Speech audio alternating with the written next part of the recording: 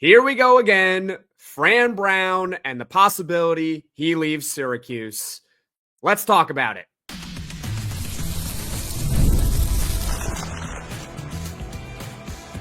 You are Locked On Syracuse, your daily podcast on the Syracuse Orange. Part of the Locked On Podcast Network, your team every day. Hello, everyone, and welcome into Locked On Syracuse. I'm Jackson Holzer. Thank you for making us your first listen of every single day here on the Locked On Podcast Network, your team every day. Of course, we're always free and available wherever you get your podcasts. And on today's show, we are joined by Brian Smith, host of the Locked On Portal podcast and Locked On's very own recruiting expert, also the host of Locked On Florida State Seminoles. Maybe Fran Brown is going to be the next head coach over at Florida State, perhaps. I don't know. Maybe just putting it out there. It's possible if they decide to buy out Mike Norvell, which is going to cost apparently upwards of 8-9 figures, perhaps, to do so. But regardless, Brian, the reason why you are on the podcast today is because you mentioned something that I'm sure Syracuse fans are all really happy and excited to hear, which is, once again, the possibility of Fran Brown leaving.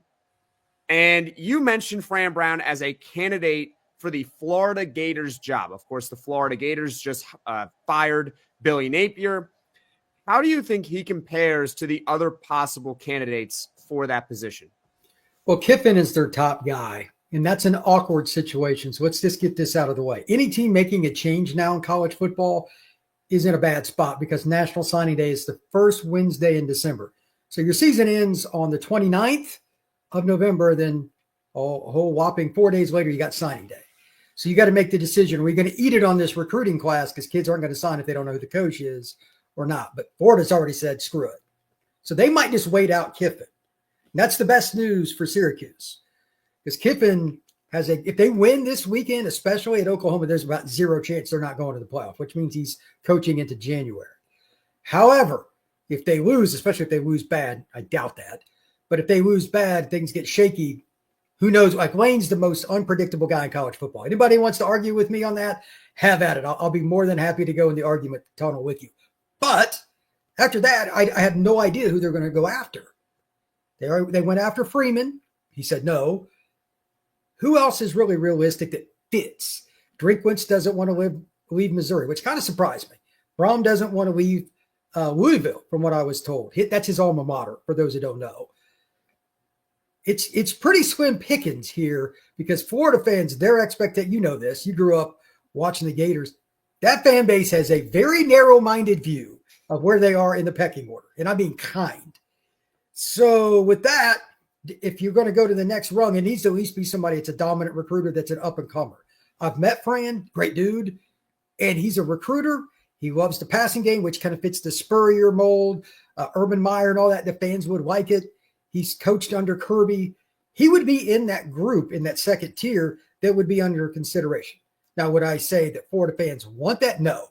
They expect them to get Lane no matter what because, again, it's Florida fans.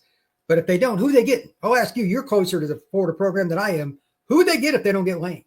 So I don't think anybody wants him, but the guy I've been preaching to my friends about, because my friends are all mostly Florida fans, is James Franklin. Well, why not him? He's a veteran coach. He's mostly had success. I understand that he has this well-earned reputation of not being able to win the big game. But if you're talking about possible candidates here, okay, Lane Kiffin, fine. But if you don't get Lane Kiffin, who are you going to get? Would you prefer James Franklin? Or do you want to go with another we're not sure type of hire? Like, I love Fran Brown, don't get me wrong. And I do think he has Syracuse headed in the right direction. And he is a fantastic recruiter. I say all those things to say he's not as proven as James Franklin. And you're the University of Florida. You're constantly cycling through these coaches right now of getting guys who aren't really all that proven, who don't understand really what it takes to lead a big time program, which is what James Franklin just did over at Penn State. So I understand he doesn't really win the big game. He can't beat Ohio State. Spoiler alert, Brian, you know this. Not many teams in the country beat Ohio State. So what's the okay? You lost to UCLA and Northwestern, one bad year. I still believe in James Franklin as a good coach. But Brian, you also mentioned something off the air about Fran Brown. Is there another school or another couple of schools that you look at and say that we should maybe be worried about? He is a guy that's coached in the South and the Northeast. He's a little broader than most, and he's had success in recruiting at both places and actually coaching. Georgia, anytime you have Kirby Smart's name attached to you, your stock rises. Fair or not, this is a business where everybody knows everybody, and there's certain people that are just held at a different level. And Kirby has rings. And Kirby was the number one disciple of Nick Saban. That is one of the reasons that he got the Syracuse job in the first place, speaking of Fran Brown. So if Shane Beamer takes the job at his alma mater at Virginia Tech, no offense to South Carolina, they're not Florida. They can call Lane. They can get laughed at. That's not going to happen. Somebody like Fran is much more likely. They play Georgia every year, usually lose to them and pretty ugly, and they don't like them, but I guarantee they respect that he's coached for that man. And on top of it, he's recruited that area. He recruited Georgia. He recruited South Carolina. He recruited Florida for the Bulldogs. I'm not saying it's a first choice, but I think actually South Carolina is as likely, if not more likely, than Florida. And there's a few other jobs. NC State is a very good chance it'll come open at the end of this year. Dave Doran might step down. Virginia Tech jobs possible. I doubt that. I don't think he'll leave Syracuse for that. But any of those jobs in the South where it's easier for him to recruit, I could see. He would at least take the phone call. Yeah. And unless it's the Florida job, which I am not, just to be clear, I am no way, shape, or form a Gator fan at all. Never have been. It would be hard for him to turn that one down. And I get it. After that, I don't even know if he would take the South Carolina job because it's not a good job. The expectations compared to reality is millions of miles apart. Their fan base is delusional. But at the same time, the recruiting base and the money, you're in the middle of it. You're right next to the state of Georgia, you're right next to the state of North Carolina, two of the best in the country. South Carolina's small, but it's got good talent. And you're in the SEC, you'd get a pay raise, all those things. Could it happen? Absolutely. So maybe it's NC State, but maybe South Carolina. But if the Gators got involved, would you expect him to turn down Florida if they offered him the job? No. Yeah. I wouldn't either. And again, I don't think it'll get to that because, my guess is Jed Fish would be the bottom of where it goes because he's a Florida Gator alum and so's his wife. He's the head coach of Washington, for those who don't know. But, it's not going to take long to get down this list. Again, Drinkwitz isn't coming. Brahm's not coming. Freeman's not coming. Maybe it's Matt Campbell or something like that. But there isn't a good fit for the level they want unless they get Lane. And again, I am not predicting anything Lane Kiffin is doing. Only thing I do with Lane is follow his Twitter because it's hilarious. So if Fran Brown ends up on the Gators list, officially you hear about it, if somebody like Matt Zenitz or somebody like that publishes something, don't be surprised. Guys that can recruit like him that have the pedigree underneath one Kirby Smart, they're going to be mentioned, at least privately, by the agents to everybody. It's a possibility.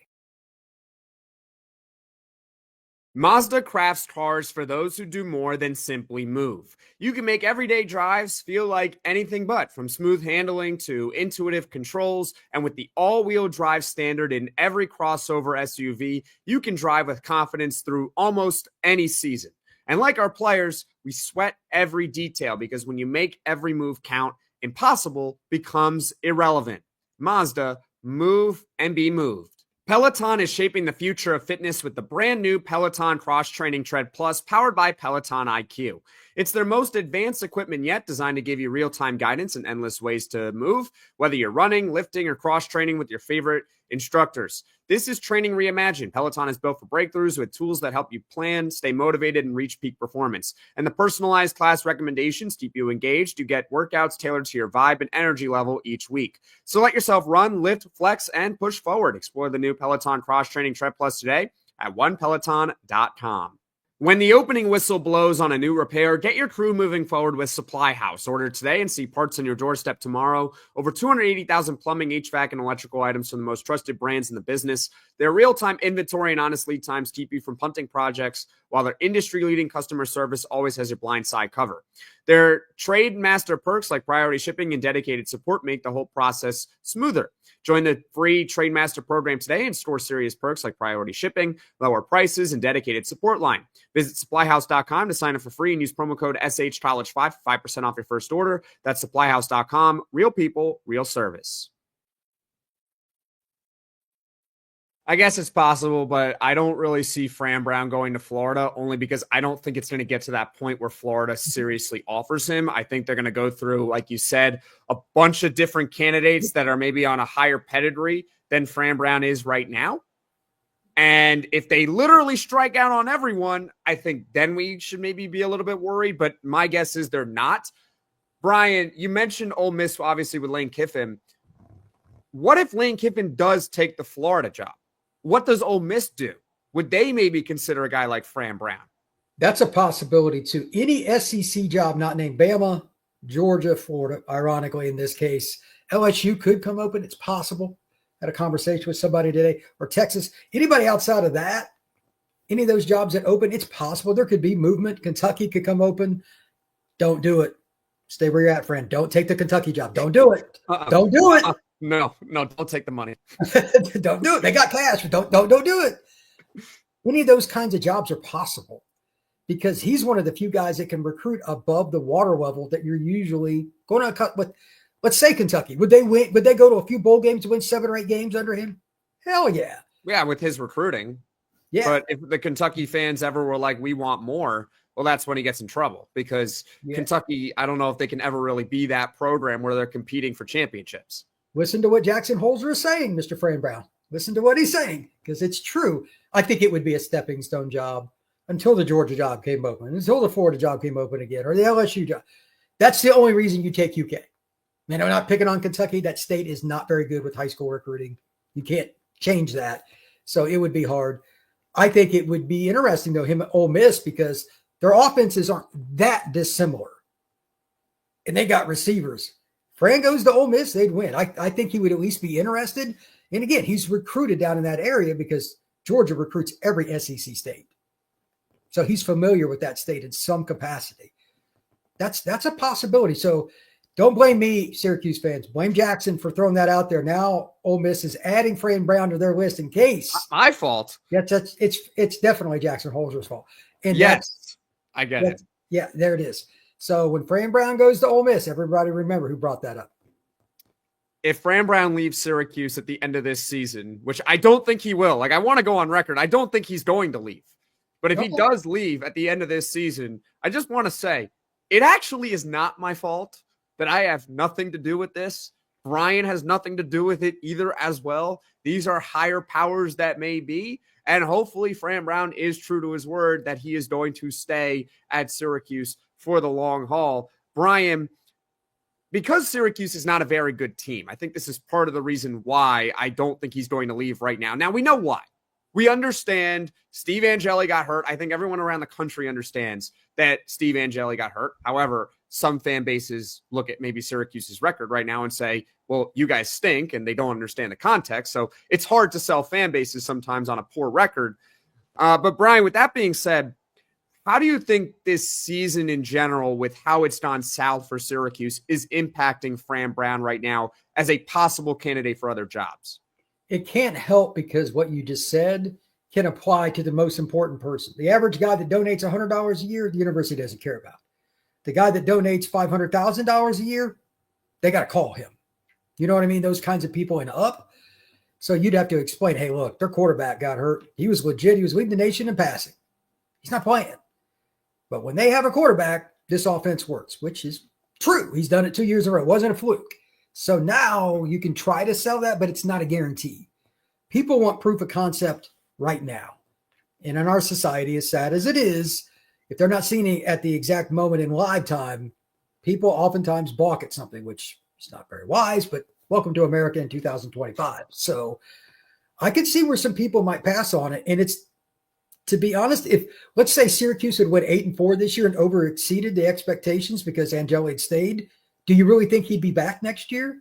I think the chances mitigated drastically because I think at that point, Fran Brown would become a tier 1 candidate. I do too. And if Fran Brown were to be a tier 1 candidate, he might have loyalty ultimately to Syracuse and want to stay with Syracuse, but they would have to get into maybe uncomfortable territory with what a contract extension would look like. And I don't know if they would be able to match what another school would be potentially offering. So then at that point, Fran Brown, in order for him to stay at Syracuse, would maybe have to take a significant pay cut to do so, which is in his right. He is more than welcome to take a pay cut. He's more than welcome to leave the school for more money. It just is what it is, right? But at the end of the day, had Angeli stayed healthy, I think that injury has almost saved Fran Brown this cycle. In a weird roundabout way, it has sort of saved the program because people are going to look at Fran Brown at the end of this year and they're going to say, you just went 4-8. You're ready for the Florida job? You think Ole Miss is going to be like, oh yeah, we're so happy Lane Kiffin left for Florida. We got Fran Brown who just went 4-8. Like, because that's really what's on the table right now for Syracuse. South Carolina, I mean, even them, and you just said how delusional they are. You think they want a coach that just went 4-8? Who are they going to get though? But who are they going to get? Yeah. And maybe you go out and get a coordinator or something like that. I don't know. Maybe you just say, you know what, Fran Brown, yes, he's a head coach, and yes, he had one good year, and it looked like he was going to have another good second year. But hey, how about the situation of the fact his quarterback went down, and when his quarterback went down, he couldn't win games?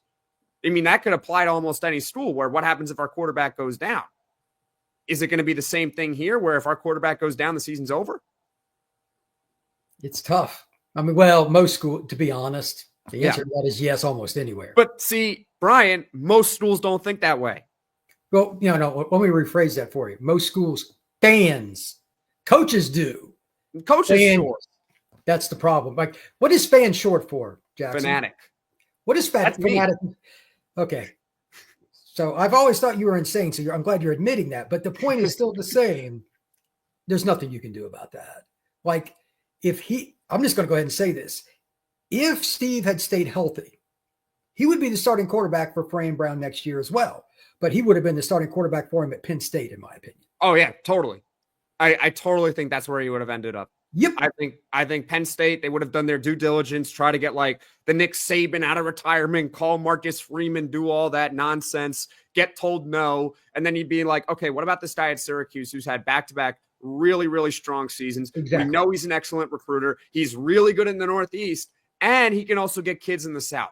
Like, this is not someone that is just, we're going to recruit the best guys in the state of New York, in the state of PA. We're also going to go down to the state of Florida, and we're going to take a 5-star receiver out of Miami's backyard. So I think, honestly, that's where he would have ended up if Angeli had stayed healthy, and he would have been the starting quarterback at Penn State next year. It would have been perfect. Would have been a match made in heaven. But you know what? He got hurt. Brian, is there anything else you'd like to add? The only thing I want to say is just remember, Syracuse fans, you hit the home run with Fran. Enjoy him while you can. Well, hopefully they can keep him for a very long time. Brian, where can people find you on social media? Absolutely. FB Scout _Florida. That's FB Scout _Florida. And of course, the Portal Podcast, wherever you get your pods and on YouTube.